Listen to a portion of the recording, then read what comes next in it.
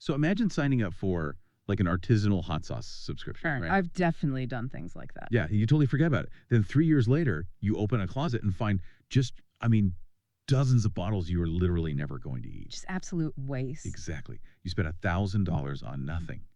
And if you're writing systems level C++ and just casually allocating memory without profiling the life cycle of your objects, you're basically doing the digital equivalent of that right now. Yeah, you really are. That forgotten subscription is exactly how modern C++ code bases end up just suffocating on their own footprint. Right. And today is July 4th, 2026, and our mission for this deep dive is to unpack this incredible masterclass of a presentation by a developer at LUK036. It's titled Systems Level Memory Optimization in C++ Lore. It's such a great breakdown. It really is. We are going deep into the hidden physics of how software actually uses hardware. Yeah. We'll be looking at 5 different open source projects to track this ultimate engineering reality, which is that every single byte you save, it extracts a toll somewhere else in your architecture. It's all about trade-offs. You waste a few bytes here and there on a padded struct or maybe an unnecessary vector, and multiplied by millions of instances on a hot path, you've completely blown your cache. Yep. But, before you even open a profiler to hunt down that wasted memory, the source material establishes this hardline rule about the optimization mindset. Right, the golden rule. Exactly. You never, ever refactor for performance while you are fixing a bug. Which, I mean, that is incredibly tempting to do, right? Oh, absolutely. Because you're already in the file, you see a glaring inefficiency in some class, and you think, well, why not just clean it up while I patch the bug? Right, but if you do that, you are blinding yourself to the baseline. How? Because if you change the underlying logic to fix a defect and simultaneously alter the memory footprint to optimize it, and then your pipeline fails. Oh, you have no idea which change broke it. Precisely. You've completely destroyed your ability to isolate the cause, so the source dictates a very strict sequence. Fix minimally, right? Yes, fix the bug minimally. Then you profile the system to see the actual memory behavior. Then, and only then, do you optimize. Measurement has to precede structural changes. Always. And measurement is basically our first line of defense here. The presentation goes into a really specific mechanism that they use to cache memory bloat before it even merges into the main branch. Yeah, the size of regression guards. Right, size of regression guards. So what are those exactly? They're brilliant because they are so simple. They are just compile time tests added across the entire project suite. They evaluate the exact byte size of a class. Okay, so if I'm a developer And you throw a new Boolean flag into a class for like a quick debugging session. and I just completely forget to remove it.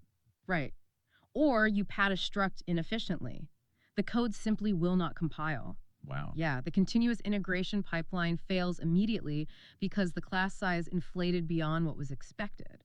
But wait, this brings up the cross-platform complication, doesn't it? Because Yeah. the source notes that an unsigned long is, what, 4 bytes on Windows using MSVC? Yeah, 4 bytes on Windows. But then it jumps to 8 bytes on Linux under GCC or Clang. Exactly. So if you lock in a hard-coded byte size for a class across the board, let's say 520 bytes, that compile time test is just going to fail on the Linux build, right? Yeah. Even when there's no actual bloat. It absolutely will. And spurious failures in a CI pipeline are toxic. Yeah, people just start ignoring them. The source explicitly warns about this. It actively trains your engineering team to ignore the test suite. Right, the boy who cried wolf. Exactly. The moment a senior developer tells a junior, just ignore that red flag, the size test always fails on the Linux build, your safety net is entirely compromised. The guards just become background noise. Yep. So how do they navigate that discrepancy? Because you don't want to just abandon the guards entirely, right? No, they deploy a really pragmatic compromise.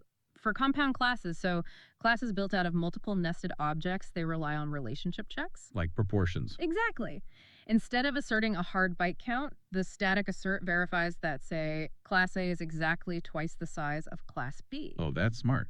Because that proportion holds true regardless of how the target operating system defines those primitive types. Right.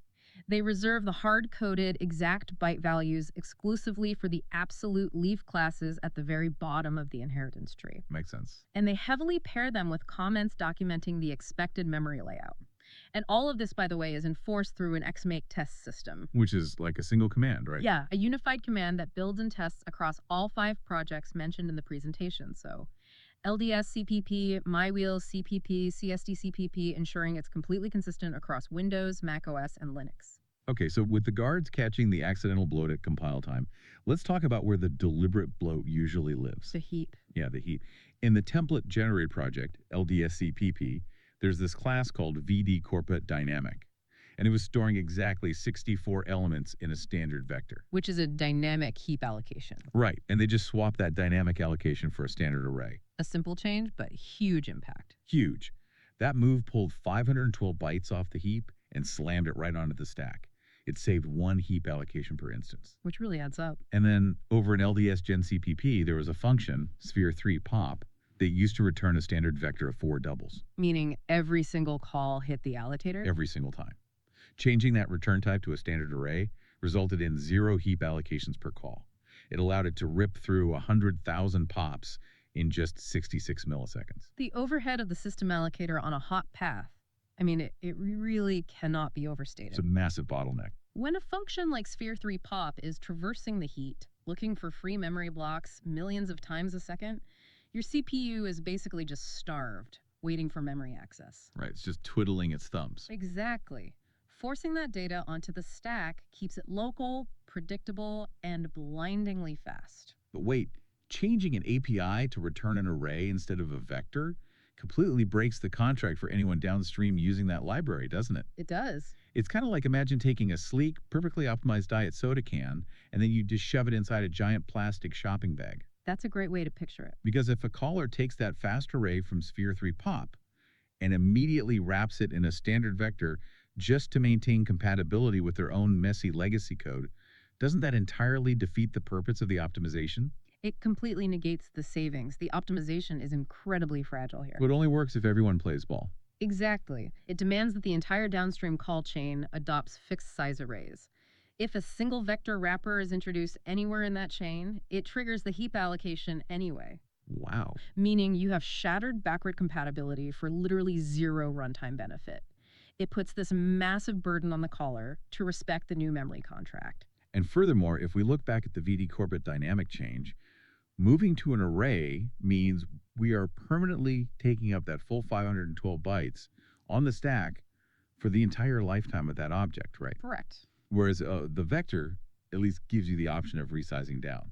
Like, what if we only end up needing 10 elements instead of 64? Well, this is the core trade-off. You are explicitly trading dynamic memory flexibility for raw access speed. Speed over space. Right. The stack is fast, but it is extremely rigid. If those 64 elements are sparsely populated most of the time, moving to an array might actually increase your overall memory high watermark, even if it runs faster. Okay, so moving localized instances from the heap to the stack is one thing. But what happens when hundreds of different instances all need concurrent access to the exact same piece of data? That is where it gets really interesting. Yeah, because in LDS Gen C, Sphere and Pop previously utilized a static cache lookup to grab a TP value. And to prevent data races, they relied on a mutex lock. And contention on a mutex lock during a hot path is an absolute performance killer. Oh, I bet. You are basically forcing parallel threads into a single file bottleneck just to read a static variable. The CPU threads end up spending more time sleeping and context switching than they do actually executing the geometry logic. So what was their fix? Because ripping out the lock sounds dangerous. Their solution was to rip out the static cache entirely. Oh, wow. Yeah. Every single sphere-n instance now stores its own localized copy of the TP member. Wait, hold on. Isn't duplicating static data across every single instance the exact opposite of system-level memory optimization? I mean, we're blowing up our memory footprint now. On paper, yeah, you are. You are trading big O of n memory complexity for big O of depth times n. You are heavily duplicating state. Which sounds terrible. It does, but profiling justifies the trade. The source breaks down the actual byte cost here. Okay, let's hear the math. Each TP member is simply 300 double values. That totals 2.4 kilobytes. And the recursion depth for these specific operations rarely exceeds 20. Okay, so meaning the absolute worst case scenario is a memory overhead of roughly, 48 kilobytes? Exactly. And 48 kilobytes of duplicated state is virtually invisible on modern hardware. But eliminating that mutex lock, that removes a massive execution bottleneck. So the threads just run completely independently now. Yep, completely without crosstalk. It's kind of like buying everyone in an office their own personal stapler instead of making them line up at the printing station. Right? Yeah, it's stubborn. You spend a tiny bit more on office supplies, but overall productivity skyrockets because nobody's just standing there waiting in line. And that scales perfectly for a bounded tree structure. But context is everything here. Right. If the architecture required spinning up, say, 3 million independent instances of sphere n, that 2.4 kilobyte duplication would suddenly aggregate into a 7 gigabyte memory leak. Ouch. Yeah, that's a different story.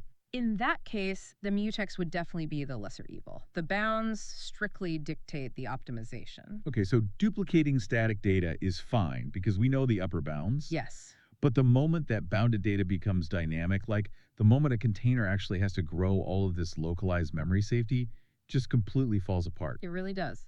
Let's look at the MyWheel CPP project.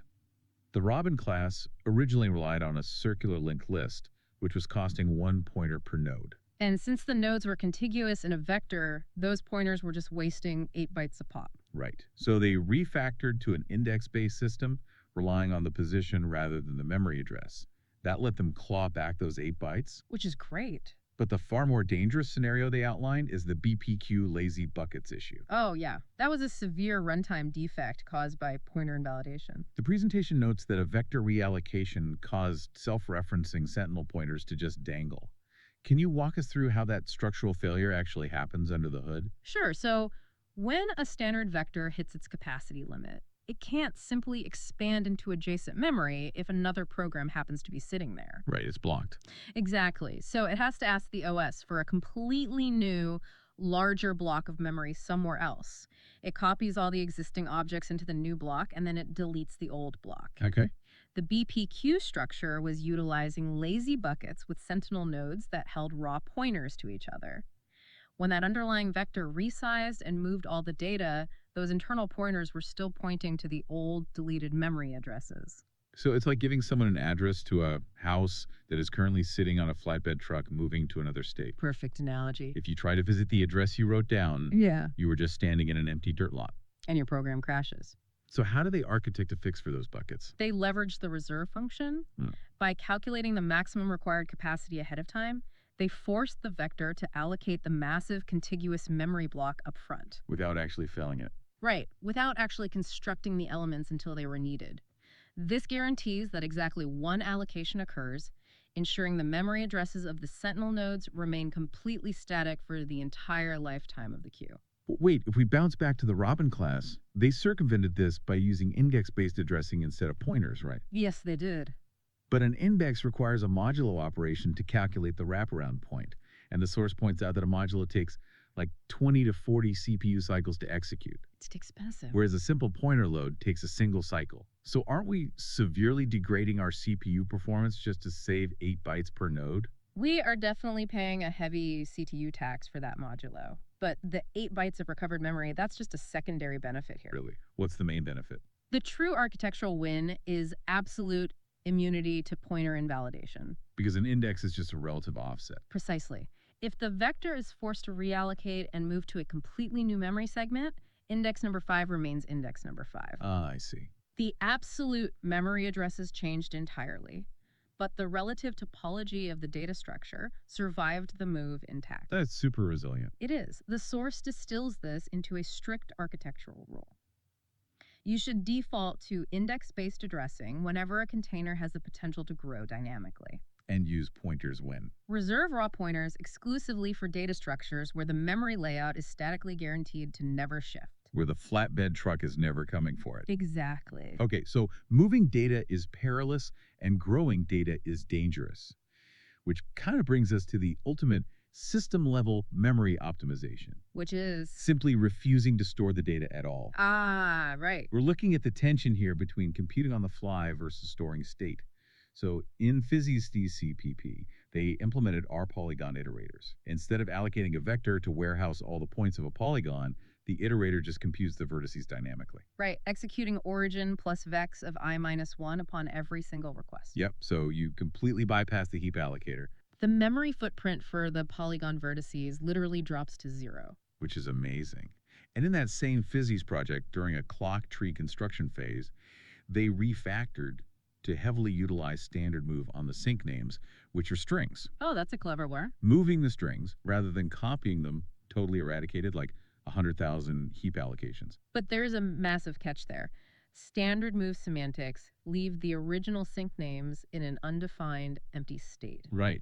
If any legacy code path attempts to read those original string variables later in the execution flow, they will just find hollowed out shells. So you've traded allocation overhead for lifecycle fragility. Exactly. It's a dangerous game if you don't own the whole pipeline. And over in CSDCPP, they attacked substring searches by upgrading to standard string view. Yeah. That single refactor eliminated a big O of n times m squared cascade of string heap allocations. Which is an incredible performance gain. It is. But a string view, it's kind of like a window looking out at a beautiful garden. You can observe the flowers without having to dig them up and plant them in your living room, which is great. Right, you're just looking. But if the city comes in and demolishes the garden, your window is suddenly just looking at an empty dirt lot. Yeah, because a string view is strictly a non-owning reference. It doesn't protect the data. Not at all. It assumes zero responsibility for the life cycle of the underlying string data. If the original string goes out of scope, is moved, or is deleted, your string view becomes a dangling reference pointing to garbage memory. And then boom. Boom. It will inevitably segfault your application. The safety rails are completely removed. Not to mention the infrastructure cost of that change. Yeah. To even deploy string view, the team had to migrate their entire build system from the C++14 standard up to C++17. Which is rarely a trivial compiler flag update in systems programming. Oh, I'm sure it broke a bunch of stuff. Yeah, bumping the language standard automatically invalidates older embedded toolchains and legacy CI environments that just lack C++17 support. So you're actively shrinking your potential user base. Exactly. Right. You are artificially limiting your hardware compatibility matrix strictly to unlock that specific memory optimization. Well, let's circle back to the R-Polygon iterators. Mm-hmm. Computing math on the fly to avoid storing vertices. Is that always the right call? Definitely not. Computing dynamically has a big O of n arithmetic cost every single time you query the polygon. Right, the CPU is doing the work over and over. Yeah. Now, if your algorithm requires a single sequential pass, for example, just drawing the polygon to the screen once it is deeply efficient, no memory is allocated and the math is executed just in time. Makes sense. But if you are executing a multi-pass algorithm, like calculating complex physical intersections where the vertices must be evaluated dozens or even hundreds of times per frame, You're paying that CPU tax repeatedly. over and over. In those heavy iteration scenarios, it is vastly superior to explicitly allocate the memory, cache the vertices in a vector, and just read the results. You trade memory capacity to save the CPU from all that redundant arithmetic. So synthesizing this entire presentation, it really reveals this unavoidable tension in systems engineering. Every byte reclaimed from the architecture demands payment in a different currency. Absolutely. You save memory, but you pay in CPU cycles by computing on the fly. You bypass the heap, but you pay in API fragility by forcing callers to accept strict arrays. You eliminate mutex contention, but you pay by duplicating state across your localized instances. Finding the appropriate balance relies so heavily on the environment you are targeting. The source draws this really crucial distinction between library code and application code. Right. Who is actually using this? Exactly. If you are developing a library that thousands of unknown downstream consumers will integrate, stability and predictable APIs simply must take precedence. You default to safe standard vector returns. Because you can't trust them to handle it properly. Right. But if you are writing application code where you completely control the deployment environment and the entire call chain, then you have the clearance to execute these aggressive, fragile optimizations. Because hot paths, those critical loops firing millions of times a second, that's where you deploy the custom iterators and the fixed size arrays. Yes. But cold paths, like a one-time configuration setup when the application initially launches, those should just be left alone. The minimal memory saved there is absolutely not worth the maintenance burden or the risk of dangling pointers. Definitely. And, this frames a critical forward-looking challenge for our industry right now. Yeah. We have just spent all this time dissecting the meticulous manual profiling required to optimize memory allocation down to the absolute byte level. Right. But look around. We are currently watching the massive proliferation of AI-generated code. Oh, that's a huge shift. Large language models are heavily optimized to output functional logic that passes unit tests. They prioritize getting the feature working. Right, making the test green. Exactly. But unless they are heavily and specifically prompted, they rarely architect for underlying hardware constraints or cache locality. They write to pass the test, not to respect the heap. Exactly. So if we accept the source's premise that the most expensive memory is the memory you don't know you're wasting, we have to ask a really difficult question about the next decade of software. I'm listening. Think about it. How much invisible compounded memory waste is about to be deployed into production by generative models? Wow. And as the tooling abstracts further and further away from the hardware layer, will the next generation of engineers even possess the system level profiling skills required to hunt down that waste? We began by comparing wasted memory to a forgotten hot sauce subscription box. Oh, It is highly likely the next era of development will just silently sign our infrastructure up for thousands of those boxes, quietly saturating our hardware limits while the tests still pass. it's a scary thought. It really is. Well, thank you for joining us on this deep dive into at LUK036's systems level memory presentation. It was a blast. For everyone listening, keep profiling your allocations, keep questioning the architectural trade offs of the code you rely on, and we will catch you next time.